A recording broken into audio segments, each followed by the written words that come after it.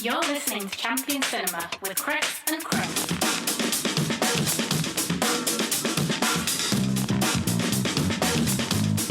Hello, folks, and welcome to Champion Cinema. I'm Chris with a gutsy C. And I'm Chris with a Clytus K. Changing things up this week, because as we said last week, way too much action. Not too much. There's no such thing as too much action. But maybe just for the you general listeners going, all right, moving on. Fucking moving on. So we're going to do... It's still kind of action, but we're moving it. We've not moved too far out our comfort zone. Not really. Action and Italian rip-off movies. Yes. So sci-fi action, basically. Yeah. And both films, in a weird way... Well, not in a weird way, but both have a connection to Star Wars, in a way. Yeah, I would say they're very thematically linked, really. They are, in terms of... Thanks to who? AI. Yeah, totally. Co-pilot for the win. Yeah, we were just thinking, Flash Gordon, yeah, that would be a good one. We'll make a good double bill with Flash Gordon straight away. I was like, Starcrash, man. Telling you. So, yeah. It's how Skynet happened. All that sort of stuff. Whatever people say when they're talking about it. Oh, yeah. So, yeah, Starcrash from 1978 and Flash Gordon from 80, right? 1980? Yes, 1980. Is it the first time you've seen Flash Gordon? No, I just haven't seen it since I was very young. I couldn't remember. I can't remember if we talked about it. Yeah, I just probably haven't seen it since I was like 6 or 7, maybe. I don't know. But it is the first time we've both seen Starcrash. Yes, I guess. Yeah. I haven't been meaning to watch it for fucking years because it's like just it being an Italian movie and a dodgy rip-off. But I've always put off watching it. So I don't know why. No, it's me. It was a hoot. Champion Cinema. So Starcrash runs for 1 hour and 32 minutes. It was released in 1978, directed by Luigi Cozzi under the name Lewis Coates. Interesting fact about Luigi Cozzi. If you go to Rome and you go to Argento's memorabilia shop, Profondo Rosso, you'll find him behind the counter most of the time working there. Nice. Yeah. There's a pilgrimage. Go in and get your Starcrash and your Contamination DVD signed. I think that'd be cool to go to Argento's own shop and just meet a director serving you behind the counter. So it stars Caroline Munro as Stella Star, Marjo Gortner, which is an amazing name, as Acton, David Hasselhoff as Prince Sermon, Robert Tesler as Chief Thor, Joe Spinell as Count Zarth Arn, and Christopher Plummer as the Emperor. And I was kind of chuckling, going, okay, so the Emperor is in Starcrash before he's in Star Wars, but he's a good guy. Yeah, it's a bit of a... Yeah, I wonder if they did that deliberately because of the mention of the Emperor and stuff. Maybe. So what's it about, though? Well, Star Wars meets Flash Gordon meets Battlestar Galactica. Pretty much. Stella Star and her sidekick Acton embark on a space odyssey to thwart the nefarious Count Zarth Arn. There's lots of big hair and mad costumes, and they navigate Star Crashers robots in intergalactic shenanigans to save the universe. So the story is that this was written and was in development before Star Wars came out, and I do believe that. And then I also believe it was amended to be more like Star Wars after Star Wars came out. It's one of those things. Yeah, because it definitely has... It has, like, a feel of, like, Flash Gordon-y. But there's definitely some Battlestar Galactica stuff going on. Yeah. At one point. So, yeah, I think they just probably had this, like, ambition to do a space thing, and then...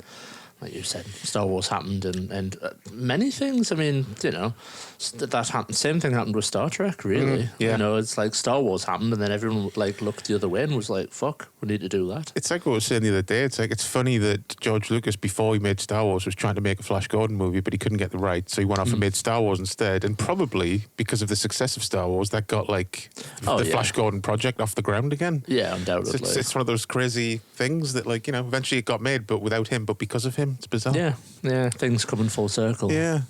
But this obviously begins exactly like New Hope with the big shot of the undercarriage of the ship going over, but tone-wise, it starts more like 2001 than Star Wars, I would say. It's very slow. Definitely. Yeah. It's a strange movie for that, really.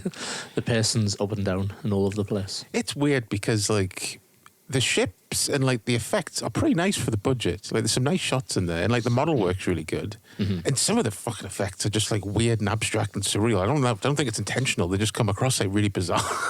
Yeah, definitely. Like that weird planet they're on where like the sky's moving really quick.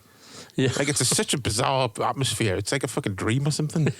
But, like, at the same time, like, you know, there's parts where you're like, the scale is, like, you can tell what the scale is of what you're looking at. You can tell it's tiny. You know what I mean? I was going to say that they were extremely overambitious with the model. Oh, work. yeah. Like, the camera just gets far too, like, close in. Like, when you watch Star Wars, the camera never gets that close, and it's for a reason, because at the end of the day, they are just cobbled together model sets. Yeah, and I will say, though, there is even some bits that I still think you can tell what it is in New Hope. It's mainly just some of the stuff going over the Death Star and the explosion. Oh, yeah. You can tell. Yeah, but, yeah. You know, it was 1977.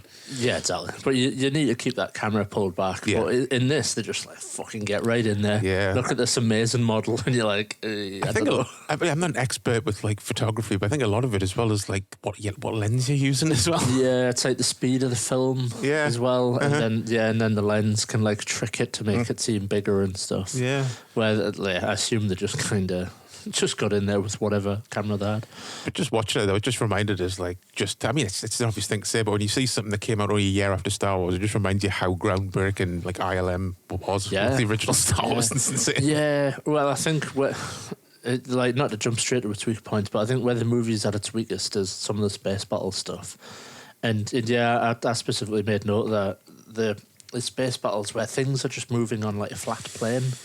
I didn't know what frig was going on most of the time during the space battles. I don't think anybody did. No. But it's just like models flying at the camera or above the camera or past the camera. But they're always just going on a straight. And it just looks so fucking boring. And like you said, you got to think, Jesus Christ, like Star Wars was revolutionary. Yeah, really. It's easy to forget just how at this point that sometimes, you know, with like so much effects movies from the past 30 years and stuff. Yeah. But yeah, when you just compare it to something that was trying to be like that came out only a year later, and you're like, Jesus Christ, this looks like it came out like 1968. I mean, obviously, you know, it had less than half the budget of Star Wars. I guess. Yeah. Because I think I read somewhere it's like about 4 million. Which is still a mad amount of money for a film like this. But sadly, it only made 2 million back at something. Yeah. So it was tragically like a massive bomb for them. But it's one of those movies that's like, you know, it does have its fan base. It's got a big cult following. Like, it's grown a cult following since its release over there, especially probably on video and TV and stuff like that as well. Mm-hmm. Yeah, true. One thing I thought was hilarious, though, and I don't think I've ever read this before, is basically the bad guy has Starkiller base. He's got a weapon inside of a planet. Yeah. And I was like, so not only is Force Awakens a soft reboot of New Hope, it's a rip-off of Starcrash. Fucking J.J. Abrams. He chucked Starcrash on and was like, I'm having that. Yeah, I'll do. That's a bit different, isn't it? Nah, no one's seen this. Apparently in the original Force Awakens, there was also a shitty robot with a southern fucking accent going like, hey there, God damn it. I was going to say, his voice, like, why choose to make him a random southern man?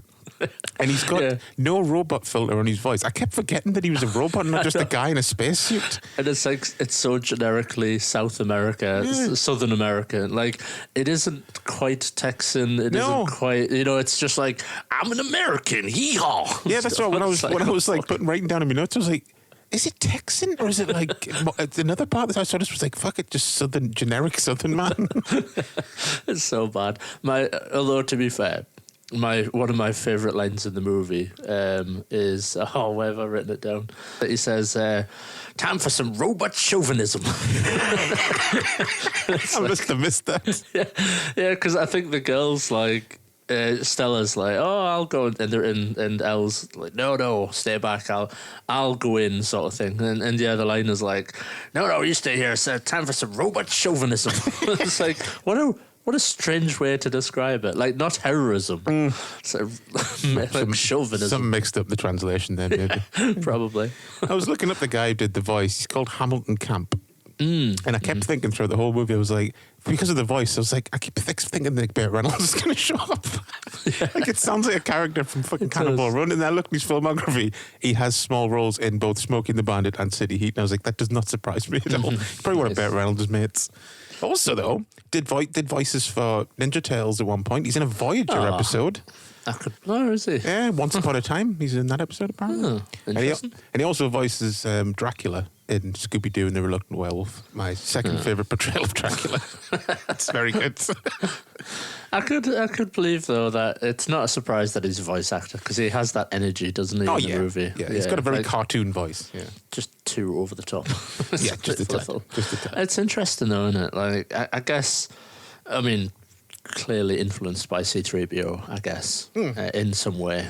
And probably the fucking dude from Buck Rogers as well.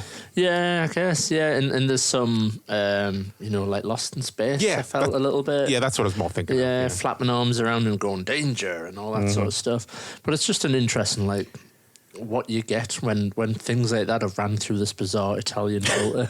Basically.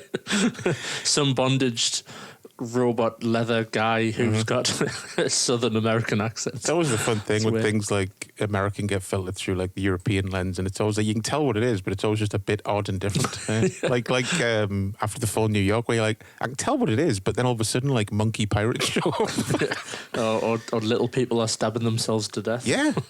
Impaling themselves on a rusty bloody piece of metal or whatever. And speaking of things that I know, like very attached to Italian genre cinema. I mean, because the film like just chucks a bit of everything at you, and it's Italian. When the Neanderthals showed up, did you expect them to like randomly stab a crocodile or something? Yeah, totally. I mean, I immediately assumed they were cannibals. Yeah, and I guess it did almost go there, but I was expecting it to be like randomly violent or something. It never quite got there, but I was expecting some gore. Yeah, like it said, either animal cruelty or them to be like eating raw meat or something or some shit like that. Maybe it ended up on the cutting room floor. Maybe. Yeah, there's like a harder European. Well, there is a European cut that's longer. Maybe that's what's in it. Yeah. I remember we read about that, didn't we? It's like 10 minutes longer or something. Yeah. But I think it's mainly just the start stuff, apparently. Okay. Yeah. Because it just kind of, one day I just feel like there's like something. I thought it was just because it's just, it's a bit shoddy, because it just feels like the film just chucks you in the head first and you're like, what the fuck's going on? Yeah, I mean, it very much does. I mean, in some way, that's kind of like New Hope. Yeah, true. True. Well, I'm still not sure I know what the fuck was going on. I mean, I read, just before I came online, I read about, I missed the whole super weapon thing, I guess. Like, I think IMDb or something has a plot summary of, like, they go on a mission to stop the bad guy from firing off his super weapon. Yeah. I was like, I think I missed that entire thing. I don't know, maybe I got, like, so bored I was just like, oh. Spent the whole movie going, what are they doing? So yeah, I don't know. I kind of missed that element. Yeah, it lost me. But, speaking of some of the, not at the time, but who would go on to have star power, you got a very young, he's only 26 here, David Hasselhoff. Oh, he looks super fresh and young. He does, doesn't he? Yeah. I was quite surprised. It's because it's, you know who Hasselhoff is. I was expecting him to be in it sooner, but he didn't turn up like the 50-minute mark. Yeah. It kind of steals the show, I guess. Yeah. In some ways. I mean, you can tell that he was headed for something bigger. You know, like his charisma in his face and stuff, and that he does.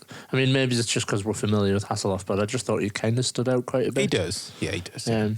Yeah, but it's cool to see. He gets to wave around a lightsaber in an unashamed Star Wars ripoff. Oh, yeah, Jesus.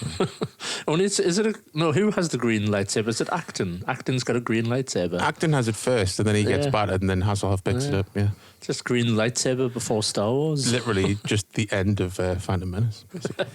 Yeah, totally. But speaking of stealing the show, though, fucking talk about Christopher Plummer standing out. Oh, Jesus Christ. He just comes in there and delivers the act his fucking arse off. It's like when he gives his little speech when he's like a hologram or something. And it's almost like everyone's just stood watching in awe of his acting, because all the characters are just stood quiet. Like, literally, they look dumbfounded at the speech. And I just made the note, like, they're all just going, fucking hell, so that's what acting looks like. Like once he stops talking, you expect someone to go, oh, he was good, wasn't he? But yeah, bless him. I love the trivia that he did this film just because he wanted a free trip to Italy. Yeah, bless him. Why not? He just wanted a holiday. Yeah. But he gives his best. He doesn't phone it in. I mean, when you look at because he closes the movie with a big speech. Yeah. And I guess thinking about it, if you like look at that speech on paper, like it's fine. Yeah. It's not amazing or anything, but it's just he delivers it like it's Shakespeare. Yeah. It's because there's a line, isn't there? I don't know if it's at the end or if it's during these first speech, but he says like the name of the bad guy or something. Is it maybe he says Zarthan or something? But he delivers it with enough gravitas where it doesn't sound shit. Yeah, I get what you mean. Yeah, he like manages. It just shows what you can do when you get the right people. Oh yeah, basically. yeah. I mean, a lot of actors that turned up in Italian movies back then, like especially like the more B movie type movies, like most of them just did it for a holiday and thought no one's going to fucking see this. not being, not knowing that video was just around the corner. Yeah. 20 years or so later, and it's like everyone's got it in the bedroom watching it over and over. And they're signing it at a convention like, fuck me. Oh, no. But one of the other leads, of course, what did you think of specifically Caroline Munro's outfit through the entire movie?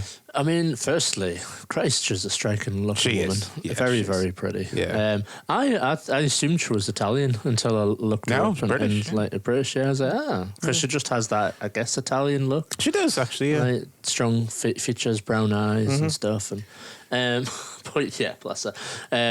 Because of the fact she's a very pretty lady. Yeah. She endures wearing the skimpiest outfits ever. It's kind of ridiculous. But as we were saying last night, like if the set was very, very hot with all the lights and stuff, she was probably fine. She was probably like, thank God.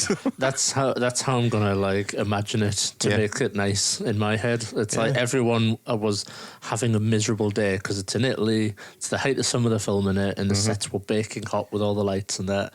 And she was like champion. I just get to wear a bikini and some boots. Yeah, there's the poor guy in like fucking motorbike leathers with a bucket on his head, and a jock strap or whatever he's got. Yeah, every male character has like a weird external jock strap on with a G-string on the back. I'm like, what's a bit weird?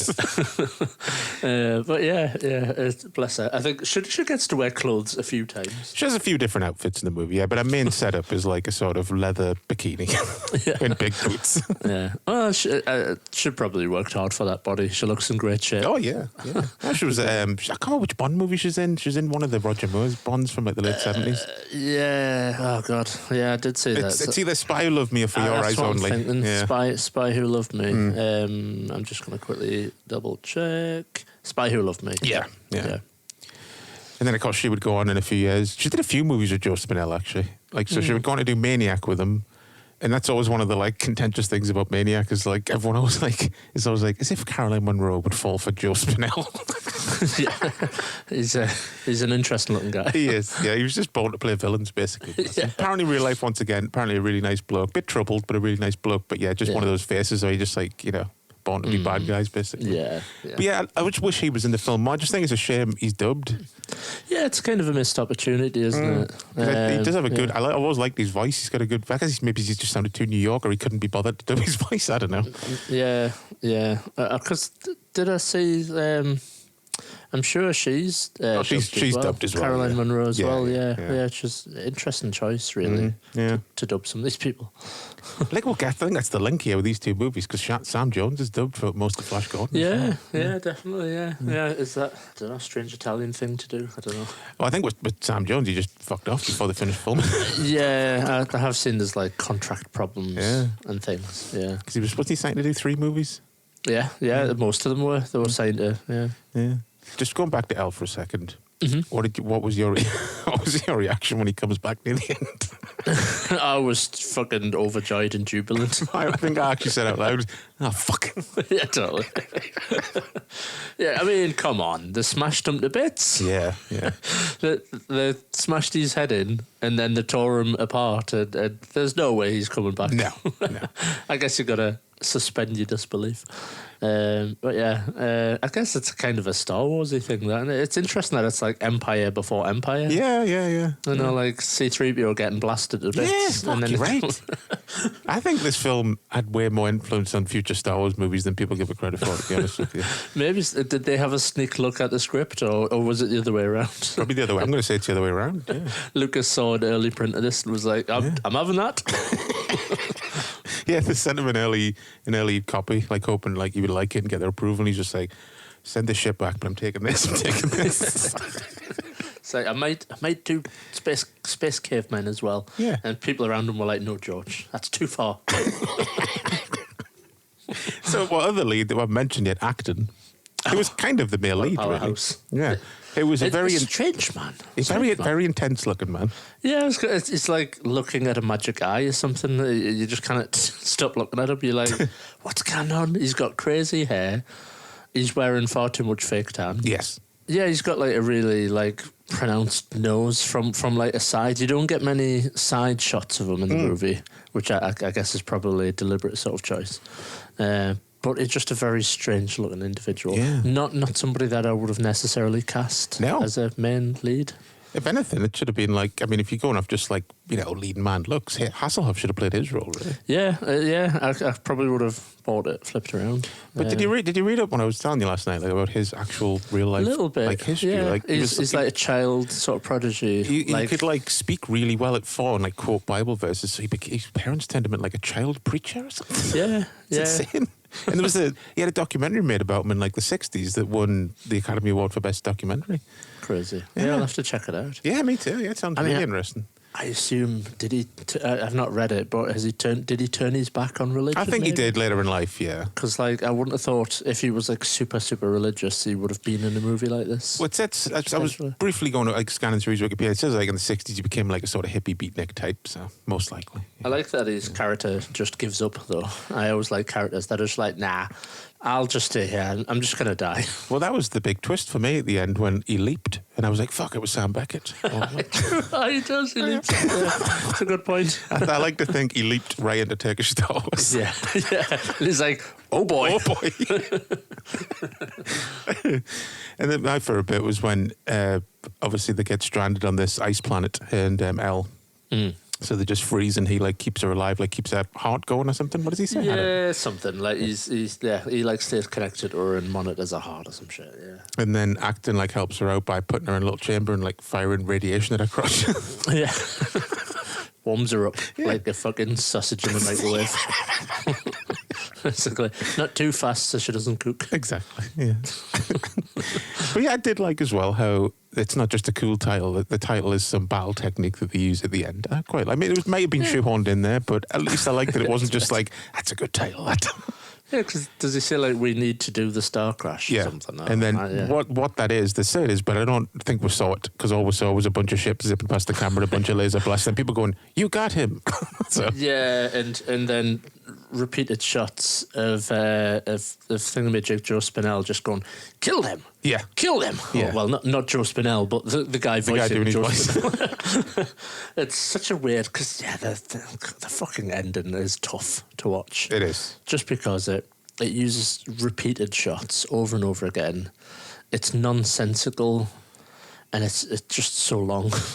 Yeah, it feels like one of those things where they just chopped up all the film, chucked it on the floor, and then just edited it in a random order or something, like kind of like a collage, because it doesn't really have any flow to like you can tell who's winning. You've just got to rely on Caroline Munro going, "That's one, that's two," and all the mad cacophony of noises. I know as well. Like the I assume they're all like stock noise, like Wilhelm screams, kind of. They all have that like level of like recognition where they're all like, "Hi, hi, hoi, hoi," and stuff, and they're just like peppering them in. It's like fucking, there's one. Yeah, they'll all be from a fucking sound effect library, most likely. Yeah. Just like some noises where I'm like, is that from a game? That kind of familiar. That's literally what I was going through. But any highlights that we haven't talked about? Let's have a look. I mean, robot chauvinism is definitely. I'm disappointed that I missed that. You have to like go back and check it. Yeah. I like Plummer's snazzy Daft Punk outfit that he has on.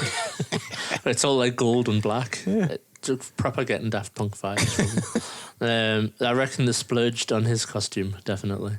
Like, that's where all the money went. Mostly him and Caroline Munro's outfit. I think the internal of the ship, whatever the ship was called, that's a crazy set. All the sets are good, really. Yeah. It's a lot of nice sets, considering like the budget and like, they're not going to have all the expertise. They're not going to have people that worked on Star Wars doing it. So it was like, it looks good for what it is. That's what I was saying at the start, yeah.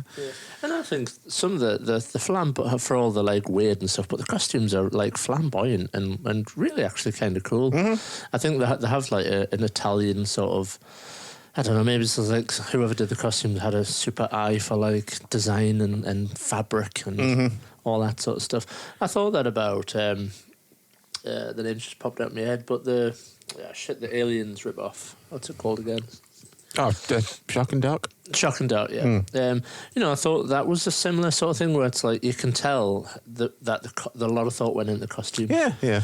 Yes, the mental and like over the top and stuff, and but they kind of are stylish though as well at the same time. Well, Italy's one of the is Italy still considered the fashion capital of the world, or is that Paris now? I don't know. Yeah, I mean, at some point or other, it's probably been that. So. Yeah, because like acting's, I mean, obviously it's not something I would walk down the street in myself personally. No. But acting with his like cool as fuck little like Michael Jackson-esque it is, isn't it? And red leather thing. It's pre-Beat It and Thriller as well. Once again, another influence. Yeah, it's a very snazzy. Yeah. So yeah, definitely. But yeah, is it one of those movies I would come back to and watch a lot? Probably not. No, just probably because not. of the terrible pacing. Yeah. I think it could be a fun movie to chuck on in the background. It would probably be funny to watch with a group if you're having a drink and stuff. Yeah. Like as background noise sort of thing. But I think just sitting stone cold sober watching it, it's like, oh, God. But I'm glad I've seen it now because it's been on my fucking watch list for like 20 years. So. Yeah, definitely. And I suppose it has one good thing. It elevates Flash Gordon to make it seem like it does. Fucking, like $1 billion. That's why I watched this first. Yeah. My only highlights were Joe Spinell. I always like Joe Spinell. Caroline Munro's outfit because it's ridiculous. And we've got to mention John Barry did the score, and apparently they didn't let him see the movie. God. And so that's what you end up with. Because, the score, the music generally is pretty cool. Oh, it's just classic. You can tell it's John Barry. It's classic John Barry. So, it's got like a lot of like French horns or something. Yeah, and it's the same year as his Game of Death score, so there's parts that sounded very similar to that. I wonder if he was doing them both at the same time or something. Yeah, maybe. Yeah, it's a good score. Yeah, definitely. Once again, a big grand score. Like I was saying about Mad Max, like the score's so huge that it makes the film seem bigger, and it kind of helps this out a little bit as well sometimes, especially the opening scenes. Yeah, definitely. Yeah. So no artwork and no figures, no hot toys, figure. I've had a quick look around. I'm surprised. Yeah, an elf figure would be amazing. Well, actually. Press a button on his back and he goes, yeehaw! Yeah, totally.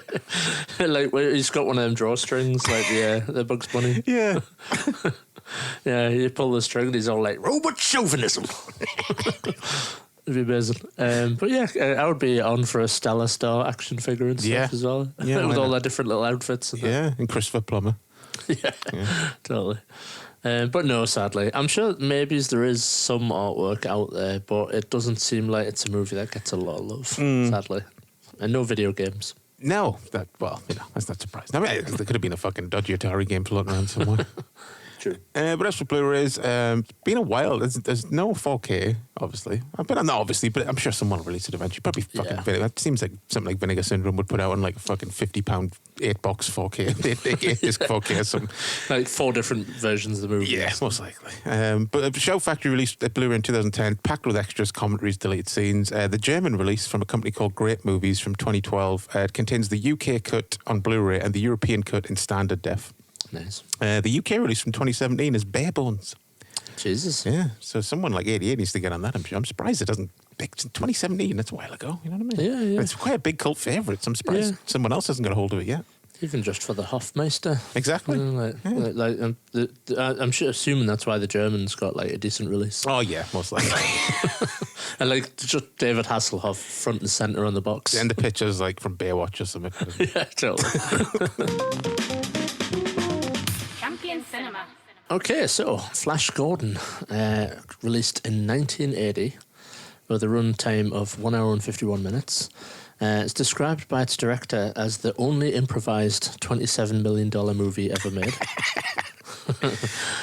Directed by Mike Hodges. Starring cast Sam J. Jones as Flash Gordon, but we'll get to it in a minute, as we said, voiced by somebody else. Melody Anderson as Dale Arden. Max von Sydow as Emperor Ming. Oh, yes. T'Pol as Dr. Hans Zarkov. Ornelia Muti as Princess Aura. Timothy Dalton as Prince Baron. Brian Blessed as Prince Voltan. Peter Wingard as Clytus. I'm just going to do a few more because it's fucking packed. It's a big cast. Yeah. Mariangela Milato as Carla, and John Osborne as a Borean priest. So, what's Flash Gordon about? Well, when ruler of the universe, Ming the Merciless, decides to batter Earth with mental weather because he's bored, essentially, quarterback Flash Gordon, is she a travel agent? I had to look that up. I was like, I thought she was a reporter, but I was like, a travel agent? Yeah. Okay, fair enough. Quarterback Flash Gordon, travel agent Dale Arden end up at the unwilling travel companions of Dr. Hans Zarkov as they leave Earth in a spaceship and travel to a faraway galaxy to stop the attack. Save the Earth. Yeah, that's another link, by the way. That was why I was getting the movies mixed up before, because Topal was in a Bond movie. The other one I said. Well, I mean, that's one of the mad things about this movie. Fucking everyone's in this movie from a Bond. I think it's got like 13 or 14 actors that starred in Bond movies, which is crazy. I guess Dino De Laurentiis was a big Bond fan, maybe. Yeah. I mean, I do love Dino De Laurentiis' method for like hiring directors for his big project. For Dune, he was like, get me the guy that made Eraserhead. Yeah. And for this, he's like, get me the guy that made Get Carter. I know, it's such a mental choice. Because I was watching, I was like, what did Mike Hodges do again? I was like, fucking Get Carter. Like, I can't think of two more different movies than Get Carter and Flash Gordon. Like, I think vaguely the trivia, I'm again kind of paraphrasing a little bit, but the trivia is kind of, he had to be a bit convinced. I don't think he was fully on board. He was like, I don't know, science fiction. Nah. And they were like, no, you should. Like, it'll be a departure for you. And he kind of thought, you know what? Fuck it. It's totally different. I'll try it. Yeah. Basically. So good on him, like, I guess. Oh, yeah, definitely, yeah. And I was reading that, like, the choice before him was, like, Nicholas Rogue, and that's even more mental than Mike Hodges, so God knows what that movie would have been like. But I was pleased to see, first off, like, a guy that is in most major, like, science fiction adventure franchises, that actor William Hootkins, who played Porkins in Star Wars. Yes. Zarkov's assistant. Yes. He did so much stuff. Like, it blew my mind when I was younger when I found out he was Eckhart in Batman. I was like, no, it's not. Yeah. It's like, what? I don't know. It's like every time now I'm just like, I can't see not seeing Porkins. Yeah. It is pretty mad, that, isn't it? And he turned up in actually the same year as this. I double checked this Helen Mirren movie called Hussy. Oh. You get next on with Helen Mirren in it. Bloody hell. It's like the only time in my life I've lived vicariously through Porkins. That's cool, though. Yeah. Cool trivia.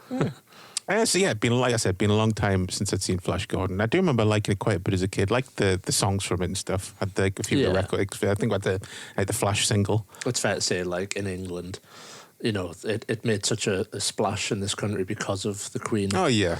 Soundtrack. Yeah. Go on, sorry, what was it? I was going to say, like, it had the A side was the Flash Gordon main theme, and the B side was the football fight music, which I said I used to tell you the other week. I used to love playing that over and over again when I was like, it's pretty banging. It is banging. It's a shame when you get the soundtrack. It's only a minute and like 15 seconds long. I was like, oh come on! I want a 12-minute like prog rock version of just this. Yeah. It's cool. The whole American football thing's kind of cool. I do like that. It's a great scene. Yeah, it's ridiculous. It is. For all the right reasons. The whole film's ridiculous. Yes, it is. It does make us wonder, though. Like, I was trying to find like what George Lucas's opinion is on this movie, but I couldn't really find anything concrete. I would suspect that because I think the overall fan reaction at the time, anyway, was they disliked it because of like certain changes and stuff.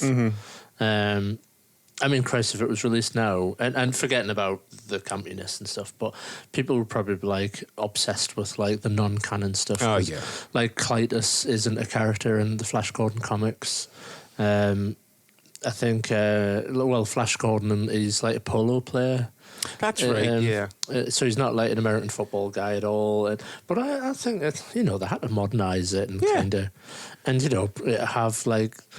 You know, if Ming's not a character who kind of overly gets involved and he's just more like the puppeteer villain, then he need, for a movie's sake, he needs like a henchman.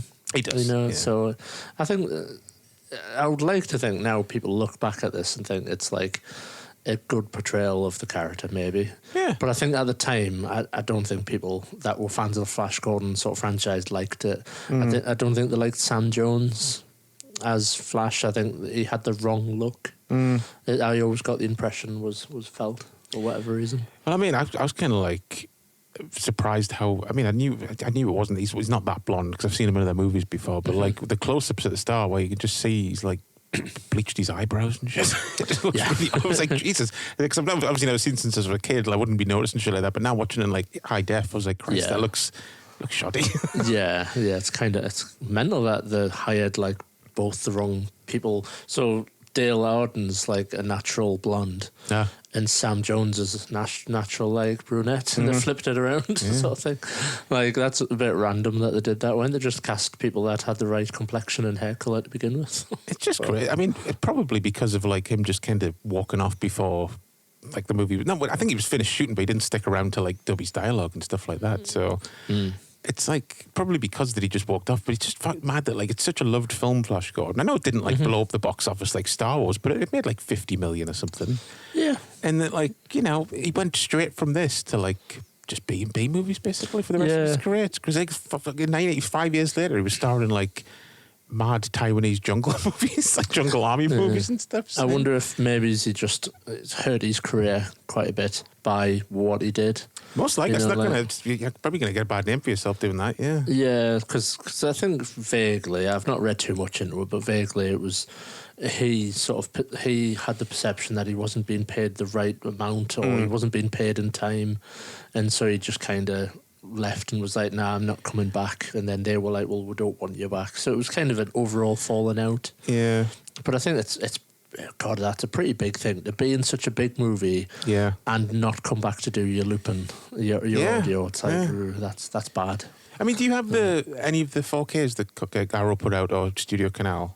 No, because one of them does have. There's like a 90-minute documentary about Sam Jones called Life After Flash that goes into all this, but I've never seen it. Yeah, it could be worth checking out. It's apparently really good. Yeah, it's one of them films that's like, I guess like I was massively fond of as a kid, but I maybe he's abandoned it in the last sort of 20 years. I'm like, I haven't watched it a lot. But like watching it again, like now, it's like fucking hell, like everything is so familiar. Yeah, it's one of those. I immediately remember it all. I mean, I pretty much could always like close my eyes and see the entire movie from start to finish, basically, because I watched it that much as a kid. But I've not like kept up with the love of the movie or like bought any collectibles over the years for the Flash Gordon movie. Yeah, I had the same experience, like I was saying, with Romance in the Stone. I used to watch that all the time when I was really young, and then like 20 years later, I finally got on DVD and gave it a rewatch, and I was like, this is fucking weird. It feels like I just watched this yesterday. It was bizarre. Just imprinted on you, basically. Because it was like, I remembered key scenes, but it wasn't until the film started, it was just like, it all came back in my head. I was like guessing the next line and stuff. I was like, this is bizarre. How many fucking times did I watch this when I was a kid? Yeah, well, I would say Flash Gordon's kind of that movie for me, basically. Yeah. And it's strange because is it a kid-friendly movie? I guess the subject matter is, but there's a lot of sexual undertones in this movie. There is, yeah. I'm sure as a kid, I had a twinge when the bloody when the princess was like, "No, not the ballworms" or something. Like, it's a bit sexual. Yeah, I'm sure. Didn't understand why. I must say she was a highlight. She is a very attractive lady as well. Yes, very, very nice. And again, like, obviously she's Italian. Yep. And a lot of the crew were Italian on this movie. So it's a nice little double bill that is kind of, for all it's like very much an American movie, I guess. Shot in England, confusingly. Yeah, because I was going to say it is almost like a kind of Italian double bill, because like Dino De Laurentiis is Italian, but he mainly made movies like, you know, in America and England and stuff. But, so interesting sort of mix of things. A few notes that I just wanted to get to. Why is the outfit for being gassed tight leather hot pants? That's weird. Again, sexual undertones, man. Ming's like, make him wear the pants. Get him in like a sexy SMS helmet and stuff. With big spikes on and stuff. And of course, Richard O'Brien shows up with his contractual agreement that he must be playing a musical instrument in his opening scene. I know, bless him. I always forget Richard O'Brien's in this movie. I forgot he was in it. But then, like, it was one of those things where, like, I heard him before. I think you hear him before you see him, don't you? It's like a sort of far-off shot that goes in. And I was like, bet that's him playing the fucking flute. And there he is. Yeah. Looking super young. Bless him. I know, yeah. Was this pre... No, this would have been after Rocky Horror, right? Yeah, I guess. Yeah, I think Rocky Horror is like 76, 77 or something. Yeah. And of course, you know, the most... Apart from like Flash himself and stuff and being like the most memorable character in the movie is Brian Blessed. Yeah, of course. I mean, he steals the bloody movie, basically. Yeah. He's like, pew. That's what everyone remembers. He looks like a fucking tank in this film. I always forget how like jacked he looks in this. I don't know whether it's just the outfit or he was like proper buff at this time, but he looks like a good body. Yeah, he's like the perfect guy to play like like a dwarf or something in Lord of the Rings. yeah. If they'd made Lord of the Rings like in 1980, oh yeah, he definitely would have been a dwarf. Yeah, I think like I can't remember who would have been trying to make Lord of the Rings around the early 80s because there was a few people trying to develop it over the years. But yeah, he definitely would have been in it. Yeah.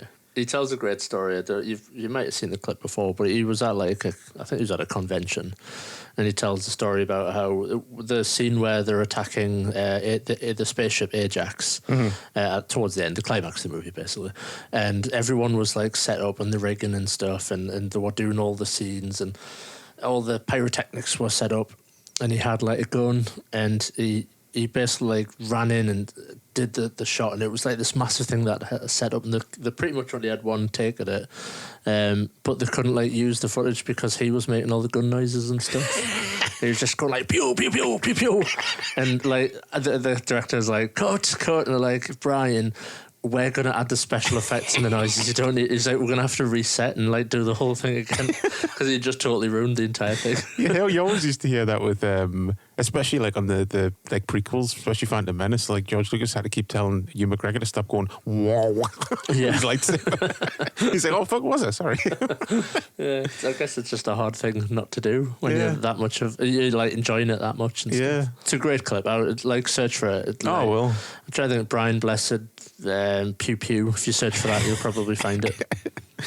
But yeah, he's very good in the movie. I'd say one of my favorite highlights is like the Hawkmen attacking the ship at the end. Yeah, definitely. It's like kind of anti-heroes, I guess, in a sense. Like they kind of come good in the end. Yeah, and in a weird connection, like.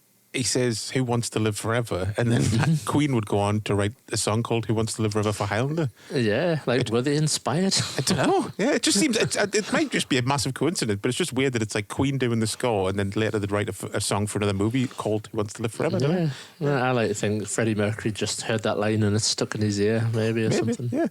Speaking of like the Hawkmen and just random things that stick in your eyes, I should say. Ted Carroll, the guy, he's like one of the Hawkmen. He's called B-Row, I think. Like his fucking nose. I was going to say, I noticed him straight away. Yeah, he's one of the people that like leaps out. He's only like a side character, but you're like, whoa, what the hell? Yeah. Apparently, he caused from basically his youth as a boxer. I was going to say, it looks like an extreme boxer's nose. Yeah, broken multiple times, and then being a stuntman as well and stuff. Yeah, it's almost flat. Yeah, crazy bastard. Yeah. But what about Timothy Dalton, though? You can't beat a bit of T. Dalton. I love Timothy Dalton. I love how he just plays it super straight. Like, everyone's campy and a bit over the top and stuff, but Timothy Dalton's like, nah, I'm playing this like this is a fucking serious movie. It's Shakespeare like before. It's like Christopher Plummer in Starcrash. Probably my favourite line is delivered by Timothy Dalton when he bursts into the like control room and he's like, "Freeze, you bloody bastards!" I thought that's what he said. Like that feels very much like an ad-libbed line. And they just went, okay. Is that the only quote unquote bad language in the movie? I think it is, right? Yeah, quite possibly. They don't even squeeze like a little shit or damn in there, I don't think. No. Yeah, it is quite I guess in some ways it's a kid-friendly movie. Like I said, for all the strange sexual undertones. You got to remember as well, for 1980, it's definitely a kid's movie. Yeah, definitely. I remember being massively creeped out by like, I guess all the jungle stuff, basically. Yeah. Like when he's putting his hand in the tree stump. Oh, yeah. And that weird thing. And then when he goes down onto the jungle floor and that... Oh, that weird fucking thing grabs him. Yeah, that creeped me out. I forgot all about that, but it scared the shit out. The noises as well. Like, it's because it's clearly just some guy doing the noise. But he's like... I don't know. Something creepy about it. And then like when Timothy Dalton comes and saves him and it gets off him, he's got all this like white gloopy shit all over him. Yeah. So yeah, something very unsettling about it. And it's one of the things that I guess has stayed with us as a kid because... When I see it now, I'm like, yeah, it's a residual grot. Of course, we can't not talk about Queen's score. I can't remember who else. Someone else did do some of the orchestral stuff, but most of it is Queen doing the score. Yeah. again, I should probably look this trivia up before, but fuck it. I know that Howard somebody. Yeah, I know that he scored the movie in 10 days because they did have somebody else and they fell out and they kind of fired him. And then he like cobbled together the score like in a mad amount of time, basically. Bless him. Yeah. And I think he was like massively stressed from it as well. I'm sure I've read that before. Sure, that was fun for him. Jesus. Yeah, like he like didn't work on music for like 10 years or something. Just like, Yeah, I think when it comes, I know like everyone works hard on movies, but like with music, like sometimes a score can take a long time to put together, especially for a movie that demands a lot of music. But this doesn't really. But like you hear other stories, like what was it again? I think was it. I think Ennio Morricone did like an entire score to The Exorcist. And William Friedkin was like, fuck it, and put it in the bin because he didn't like it. Yeah. God, you pour your heart and soul into creating something like that. Yeah, it can be. I imagine it'd be crushing.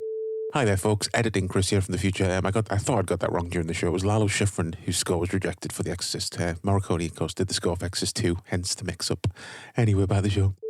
I think eventually, I think that's what the one that eventually got re-released like 25 years later. Like they did a special edition with his music on it. So it finally got out there, but yeah. It's just, I don't know. You got William Friedkin. I like him because he's like a no bullshit guy. But it's fucking Ennio Morricone. You give him a bit more respect than just go, "This is trash," and put it in the bin. Music's such an important part of a movie, obviously, isn't it? And I think, scoring a movie holds so much more responsibility. Than many elements of the movie. Because it's like it can be the heart and soul, and it can make or break a film in many ways. Yeah, like sometimes the music's like a separate character. I mean, think of Star Wars without score. Yeah, it just wouldn't work at all, would it? No.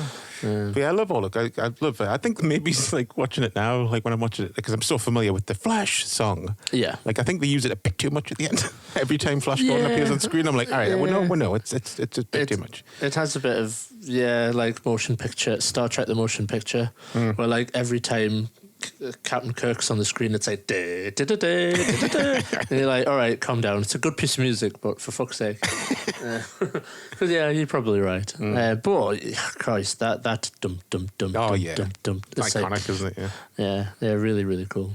And of course, Max von Sydow was Ming, who was awesome. Not in the film as much as I remembered, though. No, well, that's what I mean. He's the he doesn't get involved sort of bad guy. I'd like it for that. I like that he's kind of the twatty puppet master that's just there in the background, and he's got his cronies doing his work. I guess. He's kind of the emperor to put the Star Wars context. He's not somebody to fuck with either. No. Though, when push comes to shove, he can do you in. He's a pretty mean bastard, like that guy that starts like, I've got now to give you apart from like me loyalty and that, and he's like, oh, it's very commendable. Kill yourself. yeah. It's such a great opening that it is. Yeah. I think in my notes I made that like the movie opens with Emperor Ming doling out some justice on like one of your servants who was obviously trying to do him harm and stuff. Yep. Like siding with Ming. Like I was going to say, I think Ming did no wrong. Yeah, I was going to say, I was like, there might be some notes being taken here by Chris. How to be a villain. Yeah. Yeah, it's a shame that there was a scene I know was cut out of the movie where Dale Arden, the character, I think that's when they announce they're going to they're going to execute Flash Gordon, and she shouts out like, you're so merciless or something. And Emperor Ming's like, oh, I like that. And he like refers to himself for the rest of the movie as Ming the Merciless. Oh, okay. And that's kind of where the Ming the Merciless thing came from. All right. From that scene. But yeah, because unfortunately, this movie is quite troubled during the production, and they cut a lot of stuff out that's never been seen and things. Because I know that there was a dream sequence cut out where Dale Arden turns into a big spider creature. What? And stuff, yeah. And it's like, they're like, and she had this massive costume on that was like, pounds and pounds worth of like material and metal and stuff. And that I think they painted her fully in green makeup, and it took hours to do and stuff. Yeah. And they filmed it, and the director just like took one look at it and went, Nah. No, shit, mate. We're not doing that. So, and I think that's what he means when it's like it was improvised, because they were throwing stuff at the wall a lot of the time. They had a script, but it went wildly off script a lot of the time. Apparently, I've never read it, but apparently the script has like tons of stuff that's different. I was kind of thinking that while watching it, because I was like, an hour and 50 is quite long. Mm-hmm. And I'm like, normally when a film is like kind of an odd length like that, and it's like a big budget movie like this, it's normally because they've just had to like chop it around and like got it to a manageable length where it still makes sense. Yeah. But I think that the original script was written as a very straight movie, a straight science fiction movie. Yeah. And then it was like Dino De Laurentiis, I can't say his name. That guy. Laurentiis, thank you. Like, he wanted more comedy, and other people wanted more comedy in it. But then I think apparently there was times where he didn't want comedy. So throughout the movie they were like, serious comedy. So it kind of never finds its feet. I think it works well for the movie, though. Yeah. I think it's one of those movies that it's aged well now, because... You know, Flash Gordon's based on a campy serial sort of thing. Some of the effects aren't great, but it kind of works for the movie. It has its charm, I would say. Yeah, It's a charming film now. But I think at the time, people would have hated it, basically, I guess. So, yeah, it did well. In America, it did terribly, I know. I don't think... I think the whole Sam Jones thing... hurt the movie, because nobody wanted to market the movie with Sam Jones at the front. Oh, yeah. And so, and this is true even in England. Max von Sydow was very much pushed as the like main guy in the movie. Like, you would always have Ming the Merciless on the posters and stuff. Yeah, he is more prominent than some of the posters I've seen. Yeah, like his big head right at the top and stuff, looming over everybody. Yeah, but I think like you can't. That's not the right way to market a movie. You kind of can't market the movie on a villain in some ways. Yeah. At least not then. Anyway, it's got to be. Especially all now when the hero. movie's called Flash Gordon. Yeah. So interesting. But yeah, it's mad though. Like I said, it's mad that it was such a contrast in this country. Like, it did really well in the UK. Yeah. Just for the Queen stuff. Yeah. I like how, like, you know, that you were saying, like, sometimes they wanted comedy, sometimes they didn't, and Timothy Dalton was just like, I'm going to fuck what you want. Fucking play it straight. That's right. I just love it. I love it. It's probably why I fell in love with Timothy Dalton so much, just because of this movie, basically. He's such a badass. I always kind of like lump in my throat at the end when he's like, I can't remember the exact line, but he says he like gets up after he like helps him up. He's going to fall to his death, Timothy Dalton. And then he's like, I'll follow you anywhere. Oh, yeah. So I'm like, go on. Go on, Timothy. I always think the way he looks as well, like, he just could have been a badass Robin Hood. Yeah, just straight up, just dressed as Robin Hood. Yeah, essentially. Yeah. Or Peter Pan. Yeah, true. Yeah.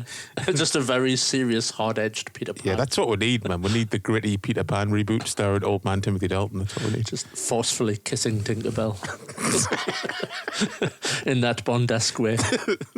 Just kiss the girl until she gives up and falls in love with you. Yeah, that's the Bond special, as it's called.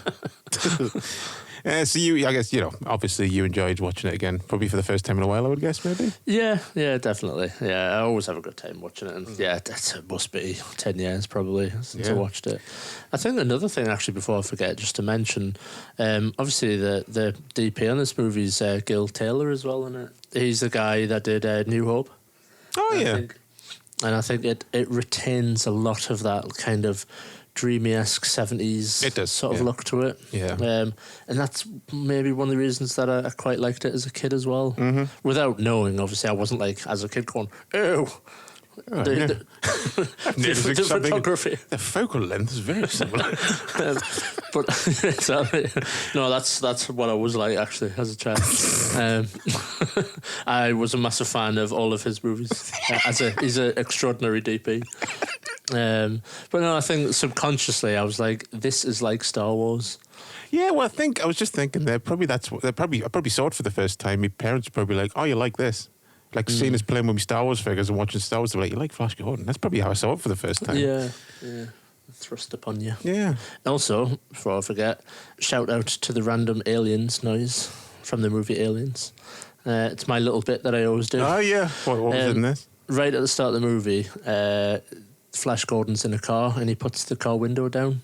and the audio that they put of the window going down is the noise that the power loader makes in Aliens. Oh, really? So obviously it must be some sort of like typical stock noise. Yeah. Of a thing, but it's like the noise. I was getting annoyed throughout the whole movie because, like, I know it's from this movie, but the sound Ming the Merciless's ring makes when it like flies like yeah, like I've heard that in something else recently, and I don't know what. But I'm thinking, I know, I think Turkish Star Wars uses a bit of Flash Gordon in it, so maybe it's that. I don't know. Yeah, but there's quite a few noises like that, like stocky noises. The like laser bolt noises that's used as lightning sometimes and stuff. Oh yeah, yeah. Like that's one of the noises where you're like, fuck. I think that was used in like He-Man, the cartoon show and stuff, and just one of them noises that was just used a lot in the 80s. Basically, I think if they'd made a He-Man movie soon and Sam Jones was a bit more bulky, he would have played a good He-Man. He looks like He-Man. Yeah, definitely. Yeah, I could have seen that. Yeah. But yeah, it's a shame. It's a shame that they never. Like it didn't get the success that it should have done, really. And then seeing the subsequent movies that they were kind of planning. As I mentioned earlier, like all the main actors, they were contracted to be in more than one film apparently. And you know the movie literally ends with a sequel bait. Oh yeah, with Ming grabbing his ring. Yep. Which has two meanings, but he's picking his ring up. But yeah, great shot. The whole Ming will return. Yeah, that to be honest, that was the football bit and that bit always remembered because I remember that the ending freaked me out. I don't know why. The laughing like scared us a lot when I was a kid. Yeah, definitely. Yeah. It's the monster under the bed sort of stuff. Yeah, the villain's still out there somewhere. Yeah, exactly. Yeah. The only other thing that I think I wanted to mention was, does this movie have the cringiest moment in cinema history? So during the whole American football bit, when he's doing the tackle on all the bad guys and stuff. Yes. And then thingamajig, Dale Arden, Melody Anderson, she decides to do like a little dance. Yeah. What was just thinking? Go Flash, go. Yeah. Apparently, that was improvised by Melody Anderson. On set, and they just liked it and kept it in the film. Do you know what? I get what you mean, but I kind of like that because when I went back today and listened to like the soundtrack version of that music, the football fight music, like I forgot that a lot of the like samples of dialogue is in the song. Yeah. So I always remember hearing the song that many times. I always liked how it kind of goes with the beat of the song. Yeah. I think it's just it's a hand movement. It's like she's doing that thing where you're embarrassed by yourself, so you're not putting your full. You're not putting 100% in. You're kind of like, I hope no one sees us doing this. You're going about 70%. Yeah. So it's just like I have second-hand embarrassment for like your first dance at a wedding when you're only like 70% drunk. Exactly, and you're holding back. Yeah, you've not loosened your tie yet, and you're not all red-faced, just going for it. But as for Blu-ray, I mean. It's kind of spoiled for choice because they're all really good. You've got the UK Studio Canal 40th Anniversary Edition, which was 5 discs.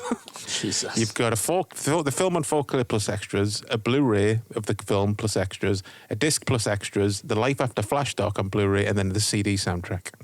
That's a chunky, chock full of Gubbins edition, definitely. I should get the nice version of this movie. That would be the way to go. Because I forgot that I remembered Arrow released it, but only in America.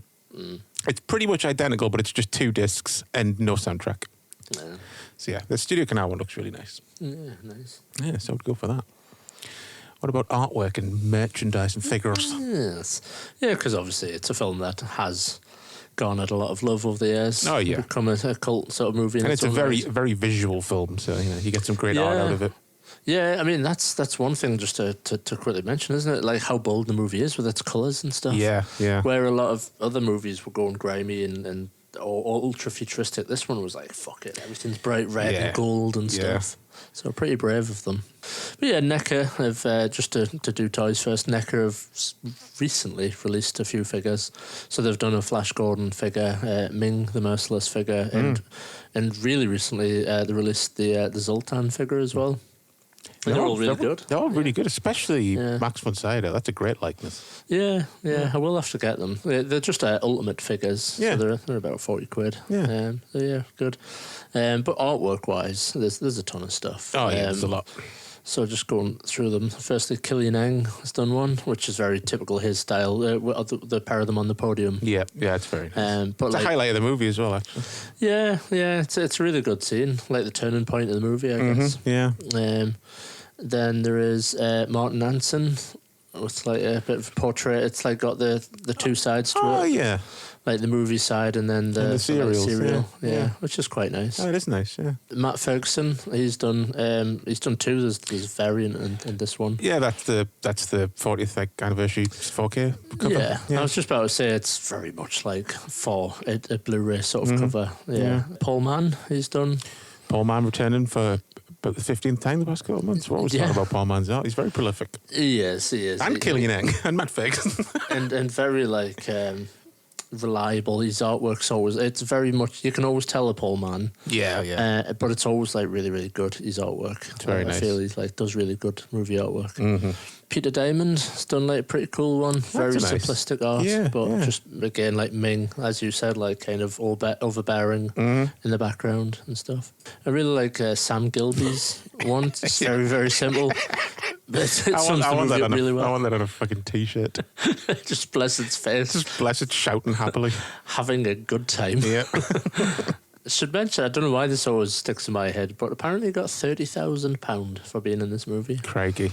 That's right. In 1980, I guess it was a fair amount of money. A decent amount, yeah, but, you know, that's kind of mental. He's an important fucking character in the movie.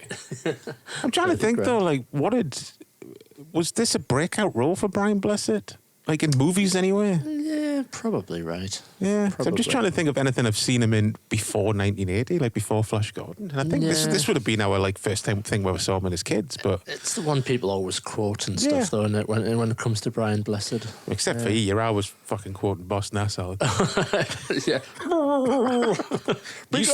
Decent. Oh, God. Shudders. It's interesting that both him and Max von Sydow came back to be in the Star Wars franchise, I guess. It's like full circle. Yeah, in the first films of two trilogies. Yeah. Crazy. Again, this mad Star Wars cross-tied George Lucas thing. Yeah, very mad. I've not done much research. There was video games as well. Oh, yeah. Commodore 64 games and stuff, of course. I did have the Commodore 64 game. I remember the lizard men featured heavily in the game for some reason. I don't know why. Yeah, games designers going, wait a minute, was there any animals in the movie? If there's any snakes you can jump over. But yeah, I think it was, from memory, it might have been like a bit of a beat 'em up, like a Street Fighter rip-off. But like extremely shit. But yeah. And I suppose to cap off the merchandising and other things and that, I'm really surprised that there hasn't been an attempt at a remake of this movie yet.